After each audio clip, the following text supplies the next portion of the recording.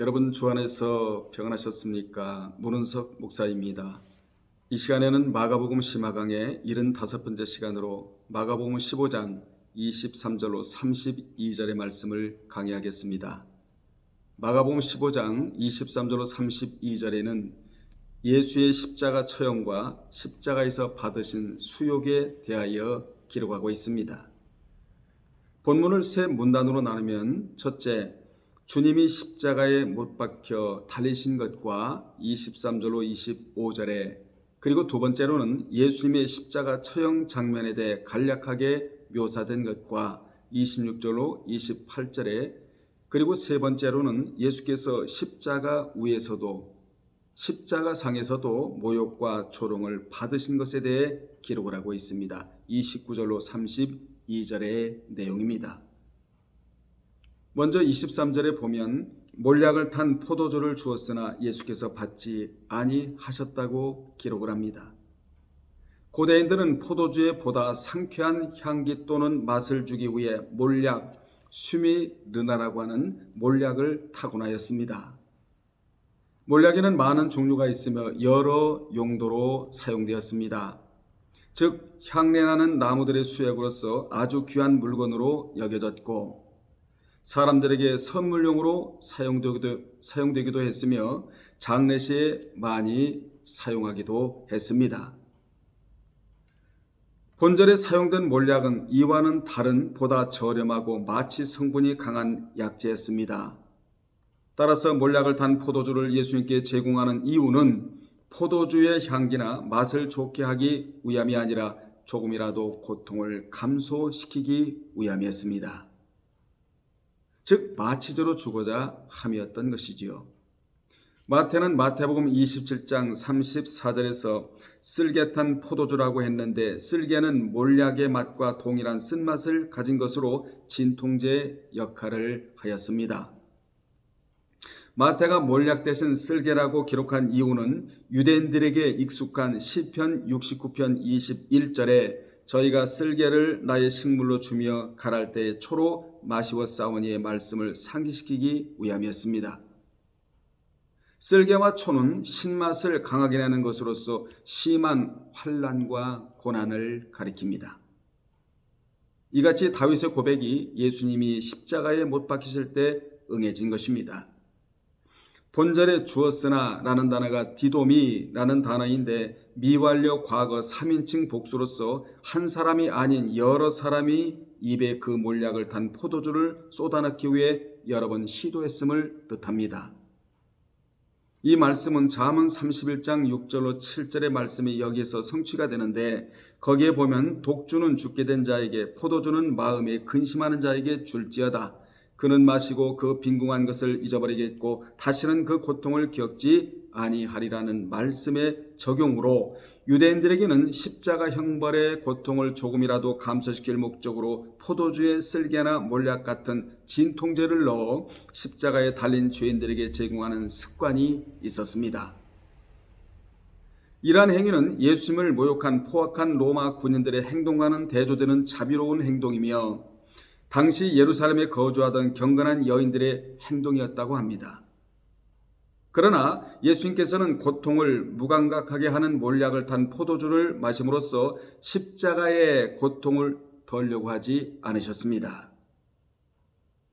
예수님은 오히려 진통작용을 하는 잔을 마시기보다는 하나님이 주시는 고난의 잔을 온전히 마시려고 하셨고, 요한복음 18장 11절에 나오는 내용입니다. 또한 끝까지 맑은 정신으로 계시기를 원하셨습니다. 그렇습니다. 십자가에 쓴 잔을 맛본 자가 고난을 이야기할 수가 있고, 맑은 정신의 소유자가 그 정신을 심어줄 수 있기에 주님은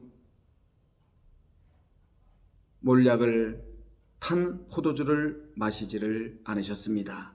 그리고 맑은 정신을 심어 주시기를 원하셨던 것입니다. 24절에 십자가에 못 박고 그 옷을 나눌새 누가 어느 것을 가질까 하여 제비를 뽑았다고 기록을 합니다. 본절은 탐욕과 이기심은 믿는 자가 버려야 할 독소라는 교훈입니다. 군병들이 예수를 십자가에 못 박힌 후 예수의 옷을 제비 뽑았는데 이는 못 박은 후 예수의 옷을 제비 뽑았는데 이는 요한복음 19장 23절로 24절에 상세히 기록되어 있습니다. 요한은 군병들이 예수를 십자가에 못 박고 그의 옷을 취하여 네 깃에 나눠 각각 한 깃씩 얻고 속옷도 취하니 이 속옷은 호지 아니하고 즉 꿰매지 아니하고 위에서부터 통으로 짠 것이라고 기록함으로써 예수님은 그의 속옷마저도 벗겨져 수치를 당했다는 사실을 여실히 보여주고 있습니다. 당시 죄인을 십자가에 못 박을 때 보통 4명의 병사들이 필요했는데 이들은 죽을 운명에 처해진 죄인의 옷을 벗기고 자신들이 그 옷을 가졌습니다. 이는 사형 집행자들의 부수입이었습니다. 부수입이었다는 것입니다. 한편 사형을 집행하던 로마군인 4명은 예수님의 속옷을 제비를 뽑아 그 주인을 결정하였습니다. 트로이 전쟁을 노래한 그리스 서사시 호머의 일리아드 등의 책들을 보면 제비를 뽑는 방법은 여러 이름이 새겨진 조약돌이나 질그릇 조각 또는 나무 조각 등을 단지 속에 넣은 다음 단지를 흔들어 최초로 땅에 떨어진 제비의 임자가 당첨되었다고 기록을 하고 있습니다. 25절에 때가 제3시가 되어 십자가에 못 박았다고 기록을 합니다. 유대인들은 하루가 시작되는 일몰 시간인 오후 6시와 일출 시각인 오전 6시를 기준으로 하루를 각각 12등분해서 시간을 계산했습니다. 따라서 예수님이 십자가에 못 박히신 제3시는 일출 시간인 6시를 기준으로 삼아 계산할 때 오늘날 시각으로는 오전 9시를 가리킵니다. 그런데 요한복음에서는 빌라도가 예수님을 제6시경에 사형 선고를 내린 것으로 나옵니다. 요한복음 19장 14절에 그 같은 내용이 나오는데 그렇다면 3시에 십자가에 먼저 못 박힌 후 3시간이 지난 뒤에 재판을 했다는 모순이 나옵니다. 그러나 이는 모순이 아니라 마가는 유대 시간법을 적용하고 요한은 로마 시간법을 따라 각자 자신의 복음서를 기록한 데서 오는 차이 때문입니다. 유대 시각으로는 제3시는 로마 시각으로 오전 9시이며 로마 시간법은 오늘날 우리 시간법과 같습니다. 그러므로 로마 시각으로 6시는 유대 시각으로 일출 시간인 0시입니다. 따라서 예수님께서는 우리 시각으로 오전 6시에 사형 선고를 받으신 후 3시간 동안 로마 군병들로부터 조롱과 매질을 당하시고 골고다 언덕에서 9시에 십자가에 못 박히셨던 것입니다. 26절에 그 위에 있는 죄패에 유대인의 왕이라고 썼다고 기록을 합니다. 본절은 하나님의 법정에서만 의인과 죄인의 구분이 명확해진다는 교훈입니다. 예수님이 달리신 십자가 위에는 죄패가 붙었습니다. 그 죄패에는 유대인의 왕이라고 쓰여 있었는데 죄목을 쓰는 것과 관련하여 유대 종교 지도자들은 자칭 유대인의 왕이라고 쓸 것을 요구했지만 빌라도는 자신의 생각대로 자칭을 빼고 그냥 유대인의 왕이라고 썼습니다. 요한복음 19장 21절로 22절에 기록된 내용입니다. 이것은 빌라도가 예수님을 유대인의 왕으로 믿었기 때문에 취한 행동이라기보다는 자신의 결정에 제동을 걸었던 유대인의 지도자들에 대한 불편한 심기를 그대로 드러내는 것입니다. 어쨌든 중요한 것은 예수님의 십자가 위에 죄패가 붙었다는 사실입니다. 사도 요한은 요한복음 19장 19절에 나사렛 예수 유대인의 왕이라고 기록을 했습니다. 이들은 모두 예수님이 유대인의 왕이라는 사실을 공통적으로 보여주고 있습니다. 유대인의 제사장들은 이러한 죄패를 보고 자칭 유대인의 왕이라는 문구로 수정해 줄 것을 요구했지만 빌라도는 나의 쓸 것을 썼다고 요한복음 19장 21절에서 단호하게 말했습니다. 이렇게 단호하게 거부를 했다는 것입니다. 하나님의 섭리 가운데 대제사장들의 요구는 관철되지 못했고 비록 표면적으로는 정치범의 죄패였지만 예수를 메시아로 믿는 자들에게는 진정한 왕이심을 다시 한번 생각나게 하는 죄패가 되었던 것입니다. 그리고 그 패는 히브리어, 헬라어, 로마어 등 3개의 언어로 기록되었는데 이는 그 글씨를 몰라보는 사람이 없도록 하기 위한 조치였습니다. 원래 죄패란 죄가 있는 사람에게만 붙이는 것입니다. 그런데 사람들은 죄가 없으신 예수님에게도 이것을 붙여둔 것입니다. 이는 마치 병원 입원실에 들어가면 환자의 침대에 명찰이 붙어 있는 것과 같습니다. 이같이 사탄은 예수님뿐만 아니라 헤롯을 충동하여 야고보를 죽인 사건이라 사도행전 12장 1절로 2절에 또한 베드로를 처형하고자 옥에 가둔 것 사도행전 12장 3절로 4절 등도 모두 범죄하는 무관한 사건이었습니다.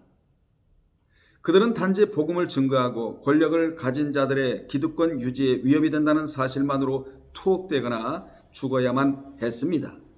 이러한 일은 역사 속에서 수없이 반복되어 왔습니다. 이같이 세상은 의인이 죄인 취급을 당하고 죄인이 의인 취급을 받는 일이 비일비재합니다. 하지만 하나님은 공의 하나님이시기에 올바른 평가를 내려주실 줄로 믿습니다.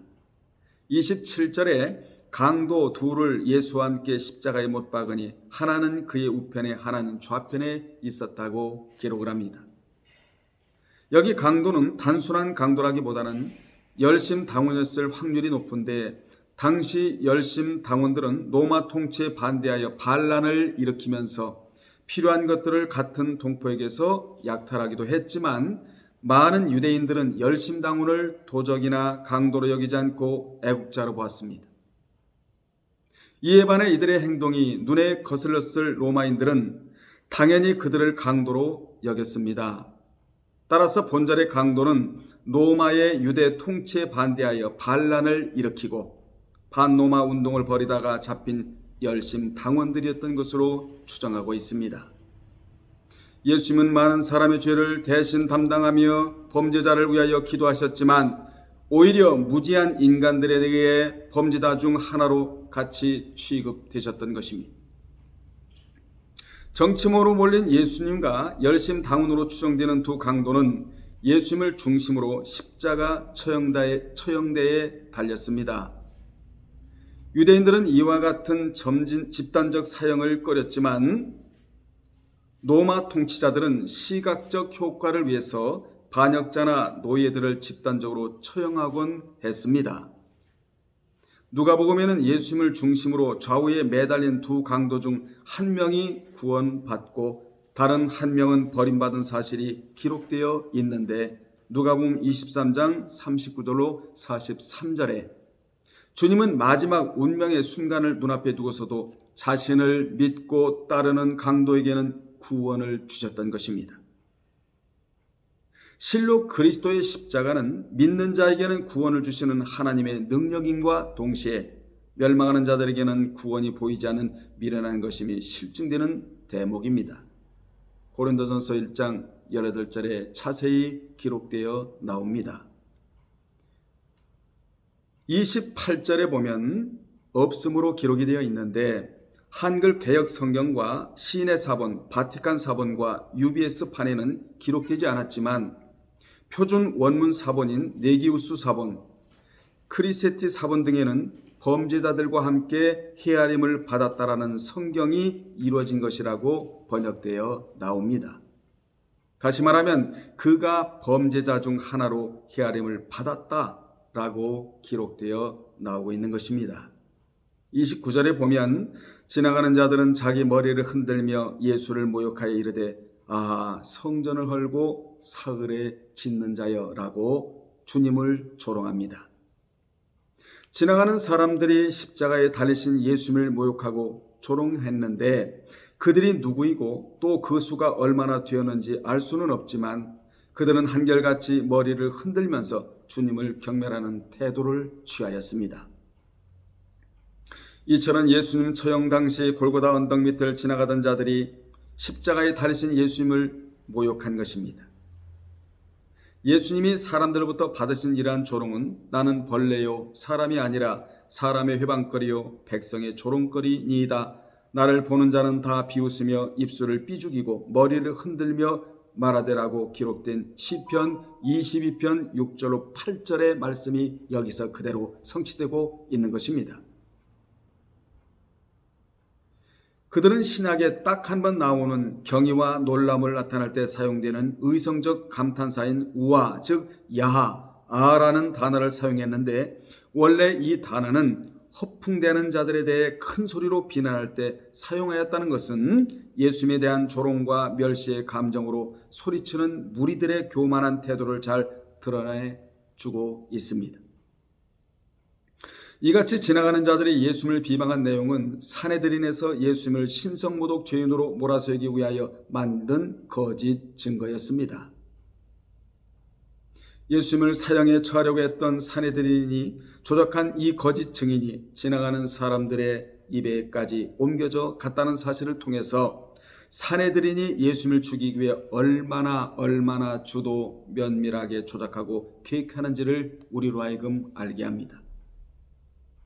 지나가는 무리들이 십자가에 못 박혀 있는 예수님에게 그런 말을 하며 비방한 것은 다음과 같은 의미가 있습니다. 내가 성전을 헐고 사흘에 지을 만큼 능력이 있는 자라고 하면서 그깟 십자가의 못은 왜 빼나지 못하느냐? 내가 그 십자가에서 내려오지 못하는 것을 보니 내 말이 거짓이고 허풍이었구나. 하하하. 그러나 예수님이 성전을 헐고 다시 짓는다고 하신 것은 성전된 자기 육체의 죽음과 부활을 가리켜 한 말씀이었습니다. 그런데 이들은 그 말씀을 귀담아 듣지 못하고 이해하지 못했다는 것입니다. 능력이 없어 십자가에 내려오지 못하신 것이 아니라 죄와 사망에 빠져 있는 인류를 구속하기 위한 구속사역을 온전히 감당하시려고 십자가의 고통을 참고 계셨던 것입니다. 그런데 어리석은 인간들은 그 위대한 진리와 사랑을 오히려 조롱거리로 삼고 있었던 것입니다. 30절에 내가 너를 구원하여 십자가에서 내려오게 하라고 조롱을 합니다. 여러분, 조롱이 점점 깊어진다는 것을 알 수 있지 않습니까? 본절은 골고다의 곁을 지나가는 자들이 십자가에 달린 예수를 향해 던진 비방, 비난, 이런 조롱, 이런 말이었습니다. 그들은 출애굽기 20장 7절에 너는 너희 하나님 여호와의 이름을 망령되이 일컫지 말라.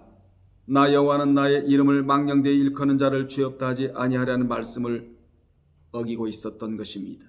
율법은 알았지만 그 율법을 실행하지 아니하고 어기고 있었다는 것입니다. 여러분, 말씀을 많이 알고 있으면 뭐 하겠습니까? 그 말씀을 삶에 그대로 적용해야 하나님의 백성이요 주님의 백성이요 성령의 인도함을 받는다 할 것입니다. 주님을 하나님으로 모르고 있었다는 것이지요. 또한 그들은 은밀 의지 가운데 갈라디아서 6장 7절에 기록된 내용, 스스로 속이지 말라. 하나님을 만홀히 여김을 받지 아니하시나니 사람이 무엇으로 심든지 그대로 거두리라는 말씀을 모르고 있었습니다. 31절에 그와 같이 대제사장들도 서기관들과 함께 희롱하며 서로 말하되 그가 남은 구원하였으되 자기는 구원할 수가 없도다라고 조롱을 해댑니다. 빌라도로부터 사형 언도를 받은 예수님은 다음 부류들로부터 모욕과 조롱을 당하셨는데 이를 살펴보면 다음과 같습니다. 첫째, 로마 군인들에게 당하셨습니다. 무엇을 말입니까? 조롱과 희롱, 비난을 당했다 그 말입니다. 두 번째, 십자가에 못 박힌 후에는 함께 십자가에 못 박힌 두 강도에게 당하셨습니다. 그리고 세 번째로는 지나가는 자들에게 당하셨습니다. 대제사장들과 서기관들로 이루어진 사내들은 사람으로부터 조롱과 멸시를 네 번째 받으셨습니다. 마가는 본문에서 사내들인 구성원 가운데 서기관들과 대제사장들 두 그룹만을 기록하였지만 마태는 여기에 장로들을 추가하여 사내들인의 구성원들 세 그룹으로 나누고 있는 것을 알 수 있습니다.